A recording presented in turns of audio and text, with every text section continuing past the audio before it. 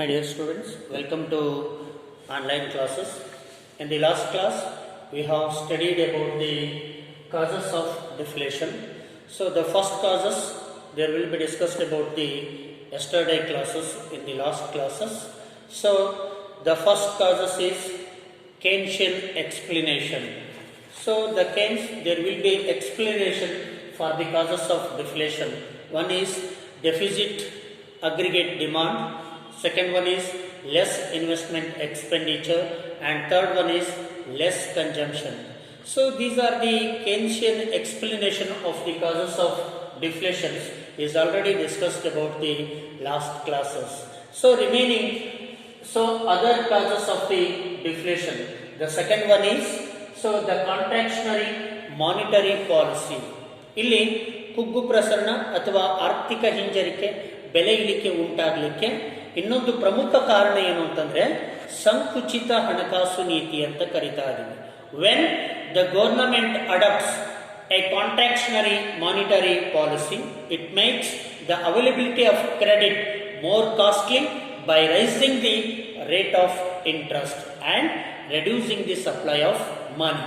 ಯಾವಾಗ ಸರ್ಕಾರ ಸಂಕುಚಿತ ಹಣಕಾಸು ನೀತಿಯನ್ನ ಅನುಷ್ಠಾನಕ್ಕೆ ತರುತ್ತದೆಯೋ ಆಗ ಇಲ್ಲಿ ಪಡೆದುಕೊಳ್ಳತಕ್ಕಂಥ ಸಾಲ ವೆಚ್ಚದಾಯಕವಾಗ್ತಕ್ಕಂಥದ್ದು.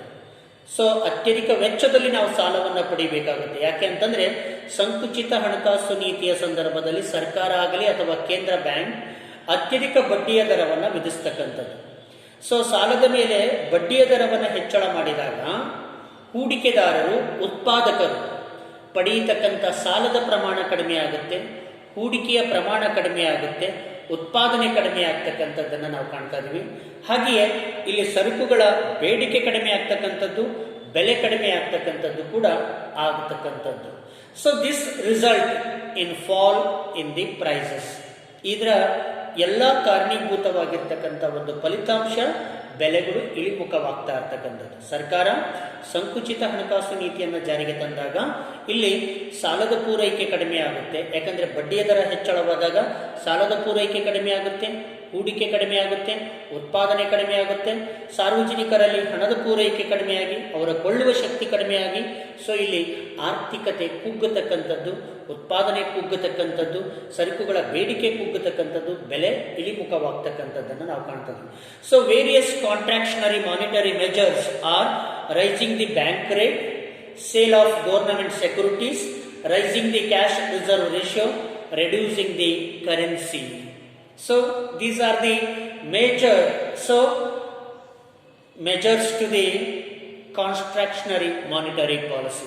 ಸರ್ಕಾರ ಸಂಕುಚಿತ ಹಣಕಾಸು ನೀತಿಯಲ್ಲಿ ಕೇಂದ್ರ ಬ್ಯಾಂಕ್ ಮತ್ತು ಸರ್ಕಾರ ಅನೇಕ ಕ್ರಮಗಳನ್ನು ಕೈಗೊಳ್ಳತಕ್ಕಂಥದ್ದು. ಒಂದು, ಬಡ್ಡಿಯ ದರವನ್ನು ಹೆಚ್ಚಿಸ್ತಕ್ಕಂಥದ್ದು. ಎರಡನೇದು, ಸರ್ಕಾರ ತನ್ನ ಸಾಲ ಪತ್ರಗಳನ್ನು ಮಾರಾಟ ಮಾಡಿ ಸಾರ್ವಜನಿಕರಲ್ಲಿರ್ತಕ್ಕಂಥ ಹೆಚ್ಚುವರಿ ಹಣವನ್ನು ಪಡೆಯತಕ್ಕಂಥದ್ದು. ಹಾಗೆಯೇ ವಾಣಿಜ್ಯ ಬ್ಯಾಂಕುಗಳು ಇಲ್ಲಿ ಕೇಂದ್ರ ಬ್ಯಾಂಕಿನಲ್ಲಿ ಇಡಿಸ್ತಕ್ಕಂತಹ ತನ್ನ ಠೇವಣಿಯ ನಿರ್ದಿಷ್ಟ ಮೊತ್ತದ ನಗದು ಮೀಸಲು ಅನುಪಾತದ ದರವನ್ನು ಹೆಚ್ಚಳ ಮಾಡಿದಾಗ ಅಲ್ಲಿ ವಾಣಿಜ್ಯ ಬ್ಯಾಂಕುಗಳಿಗೆ ಸಾರ್ವಜನಿಕರಿಗೆ ಕೊಡಮಾಡಲಿಕ್ಕೆ ಲಭ್ಯವಿರತಕ್ಕಂತಹ ಸಾಲದ ಹಣದ ಪ್ರಮಾಣ ಏನಾಗುತ್ತೆ, ಕಡಿಮೆ ಆಗ್ತಕ್ಕಂಥದ್ದು. ಹಾಗೆಯೇ ಕೇಂದ್ರ ಬ್ಯಾಂಕ್ ಪ್ರತಿ ವರ್ಷವೂ ಮುದ್ರಿಸಿ ಚಲಾವಣೆಗೆ ತರ್ತಕ್ಕಂಥ ಹಣದ ಪ್ರಮಾಣವನ್ನು ಕುಗ್ಗಿಸಿದಾಗ ಹಣದ ಪೂರೈಕೆ ಕುಗ್ಗತಕ್ಕಂಥದ್ದು, ಹೂಡಿಕೆ ಕಡಿಮೆ ಆಗ್ತಕ್ಕಂಥದ್ದು, ಉತ್ಪಾದನೆ ಕಡಿಮೆ ಆಗ್ತಕ್ಕಂಥದ್ದು, ಆಗ ಸರಕುಗಳ ಬೇಡಿಕೆ ಕಡಿಮೆಯಾಗಿ ಬೆಲೆ ಕಡಿಮೆ ಆಗ್ತಕ್ಕಂಥದ್ದನ್ನು ನಾವಿಲ್ಲಿ ಕಾಣ್ತಾ ಇದ್ದೀವಿ. ನೆಕ್ಸ್ಟ್ ಥರ್ಡ್ ಒನ್, ರಿಡಕ್ಷನ್ ಇನ್ ಗವರ್ನಮೆಂಟ್ ಎಕ್ಸ್ಪೆಂಡಿಚರ್. ಆರ್ಥಿಕತೆ ಕುಗ್ಗಲಿಕ್ಕೆ ಅಥವಾ ಕುಗ್ಗು ಪ್ರಸರಣ ಸಂಭವಿಸಲಿಕ್ಕೆ ಇನ್ನೊಂದು ಪ್ರಮುಖ ಕಾರಣ ಅಂತಂದ್ರೆ ಸರ್ಕಾರ ಮಾಡತಕ್ಕಂಥ ಸಾರ್ವಜನಿಕ ವೆಚ್ಚ ಕಡಿಮೆಯಾದಾಗ. In the government decide to reduce the public expenditure, it will reduce national income and employment multiple times. This will reduce the aggregate demand, discourage the economic activities. After the economic activities of the economically adversely affect. ಯಾವಾಗ ಸರ್ಕಾರ ಮಾಡತಕ್ಕಂಥ ಸಾರ್ವಜನಿಕ ವೆಚ್ಚ ಕಡಿಮೆ ಆಗ್ತಾ ಹೋಗುತ್ತದೆಯೋ, ಸಾರ್ವಜನಿಕ ವೆಚ್ಚ ಕಡಿಮೆ ಆದಾಗ ಸಾರ್ವಜನಿಕರಿಗೆ ಪೂರೈಕೆ ಆಗ್ತಕ್ಕಂಥ ಹಣದ ಪ್ರಮಾಣ, ಸಾರ್ವಜನಿಕರಲ್ಲಿ ಹಂಚಿಕೆಯಾಗ್ತಕ್ಕಂಥ ಹಣದ ಪ್ರಮಾಣ ಕಡಿಮೆ ಆಗ್ತಕ್ಕಂಥದ್ದು. ಯಾಕಂದ್ರೆ ಸರ್ಕಾರ ಮಾಡ್ತಕ್ಕಂಥ ವೆಚ್ಚದ ಹಣ ಯಾರಿಗೆ ಹೋಗುತ್ತೆ ಅಂತಂದ್ರೆ ಸಾರ್ವಜನಿಕರಿಗೆ ಹೋಗುತ್ತೆ. ಸರ್ಕಾರ ಮಾಡತಕ್ಕಂಥ ವೆಚ್ಚವೇ ಕಡಿಮೆ ಆದಾಗ ಆ ವೆಚ್ಚದ ಹಣ ಸಾರ್ವಜನಿಕರಲ್ಲಿ ಹಂಚಿಕೆಯಾಗ್ತಕ್ಕಂಥ ಪ್ರಮಾಣ ಕಡಿಮೆ ಆಗುತ್ತೆ. ಆಗ ಸಾರ್ವಜನಿಕರಲ್ಲಿ ಹಣದ ಪೂರೈಕೆ ಕಡಿಮೆಯಾಗಿ ಅವರ ಕೊಳ್ಳುವ ಶಕ್ತಿ ಕಡಿಮೆಯಾಗಿ ಸರಕುಗಳ ಬೇಡಿಕೆ ಕಡಿಮೆ ಆಗ್ತಕ್ಕಂಥದ್ದು, ಉತ್ಪಾದನೆ ಕಡಿಮೆ ಆಗ್ತಕ್ಕಂಥದ್ದು, ಬೆಲೆ ಕಡಿಮೆ ಆಗ್ತಕ್ಕಂಥದ್ದು, ಆರ್ಥಿಕ ಹಿನ್ನಡೆ ಆಗ್ತಕ್ಕಂಥ ಒಂದು ಸಂದರ್ಭ ಕಂಡು ಬರ್ತಕ್ಕಂಥದ್ದು next fourth one, heavy taxes. ಸರ್ಕಾರ ಸಾರ್ವಜನಿಕರ ಮೇಲೆ ಅತ್ಯಧಿಕ ದರದ ತೆರಿಗೆಯನ್ನು ವಿಧಿಸಿದಾಗಲೂ ಕೂಡ ಇಲ್ಲಿ ಜನರ ಅತ್ಯಧಿಕ ಆದಾಯ ಸರ್ಕಾರಕ್ಕೆ ವರ್ಗಾವಣೆಯಾಗೋದ್ರ ಮೂಲಕ ಜನರಲ್ಲಿ ಖರ್ಚು ಮಾಡತಕ್ಕಂಥ ಆದಾಯದ ಪ್ರಮಾಣ ಕಡಿಮೆಯಾಗಿ ಬೇಡಿಕೆ ಕಡಿಮೆಯಾಗಿ ಬೆಲೆ ಕಡಿಮೆ ಆಗ್ತಕ್ಕಂಥದ್ದು. Heavy taxes imposed by the government reduce the disposable income with the people. This leads to the decline in both the consumption and investment expenditure and result in deflationary conditions. ಯಾವಾಗ ಸರ್ಕಾರ ಸಾರ್ವಜನಿಕರ ಮೇಲೆ ವಿಧಿಸತಕ್ಕಂಥ ತೆರಿಗೆಯ ದರ ಹೆಚ್ಚಳವಾಗುತ್ತದೆಯೋ ಆಗ ಸಾರ್ವಜನಿಕರು ಹೆಚ್ಚಿನ ಪ್ರಮಾಣದ ಹಣವನ್ನು ತೆರಿಗೆ ರೂಪದಲ್ಲಿ ಸರ್ಕಾರಕ್ಕೆ ಕಟ್ಟಬೇಕಾಗುತ್ತೆ. ಆಗ ಸಾರ್ವಜನಿಕರಲ್ಲಿ ತಾವು ಅನುಭೋಗಕ್ಕಾಗಿ ಮತ್ತು ಹೂಡಿಕೆಗಾಗಿ ಮಾಡತಕ್ಕಂಥ ವೆಚ್ಚದ ಹಣದ ಪ್ರಮಾಣ ಕಡಿಮೆಯಾಗುತ್ತೆ. ಈ ರೀತಿ ಅನುಭೋಗಕ್ಕಾಗಿ ಖರ್ಚು ಮಾಡ್ತಕ್ಕಂಥ ಹಣದ ಪ್ರಮಾಣ ಕಡಿಮೆಯಾದಾಗ, ಹೂಡಿಕೆ ಮಾಡ್ತಕ್ಕಂತಹ ವೆಚ್ಚದ ಹಣದ ಪ್ರಮಾಣ ಕಡಿಮೆಯಾದಾಗ ಅಲ್ಲಿ ಉತ್ಪಾದನೆ ಕಡಿಮೆ ಆಗ್ತಕ್ಕಂಥದ್ದು, ಸರಕುಗಳ ಬೇಡಿಕೆ ಕಡಿಮೆಯಾಗಿ ಬೆಲೆ ಕುಗ್ಗತಕ್ಕಂತಹ ಒಂದು ಸನ್ನಿವೇಶವನ್ನು ನಾವಿಲ್ಲಿ ಕಾಣ್ತಾ ಇದ್ದೀವಿ. Next fifth one, increasing economic inequality.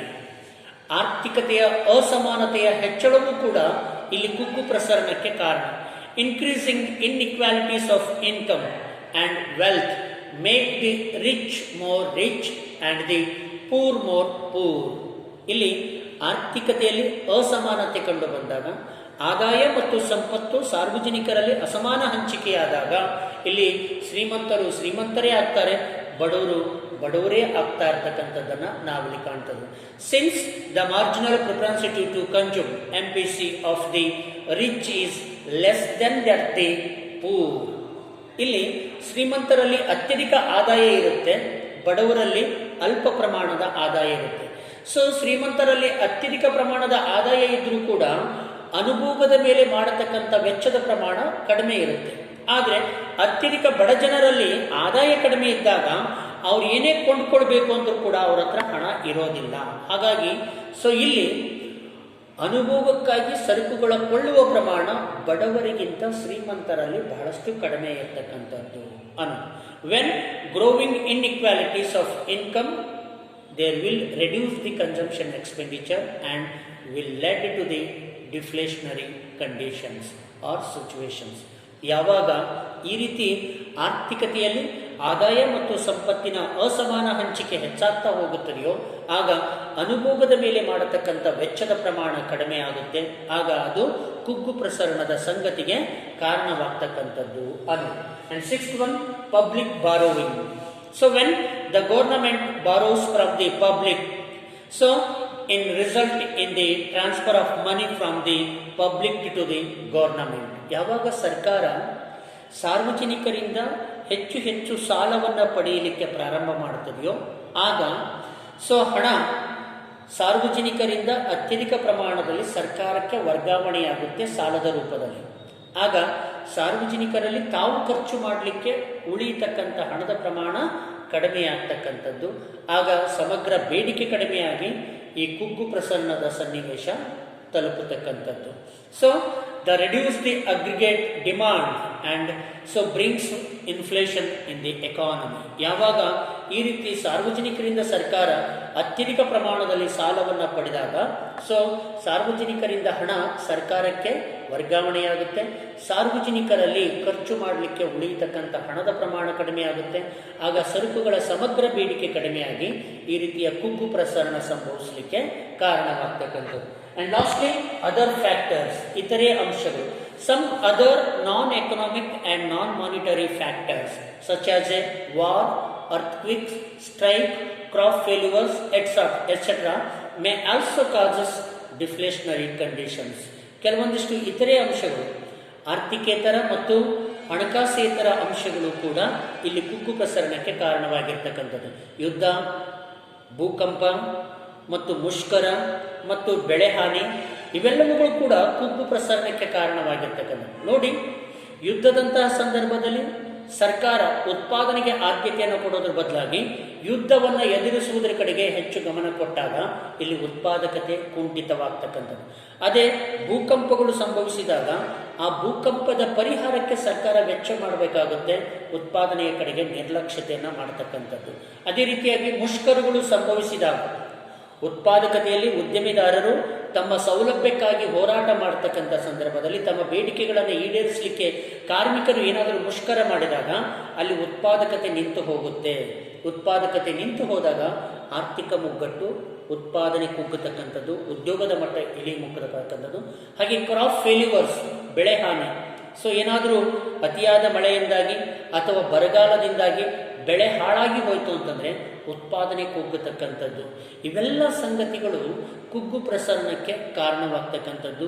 ಅಥವಾ ಉತ್ಪಾದನೆ ಕುಗ್ಗಲಿಕ್ಕೆ ಮತ್ತು ಬೆಲೆ ಇಳಿಮುಖವಾಗಲಿಕ್ಕೆ, ಬೇಡಿಕೆ ಕಡಿಮೆ ಆಗಲಿಕ್ಕೆ ಇವೆಲ್ಲ ಇತರೆ ಅಂಶಗಳು ಕೂಡ ಕಾರಣವಾಗಿರ್ತಕ್ಕಂಥದ್ದು. So these are the causes of the deflations. These are the points. There will be explanation for the causes of deflations. So next class I will discuss about the effect of deflations. Thank you.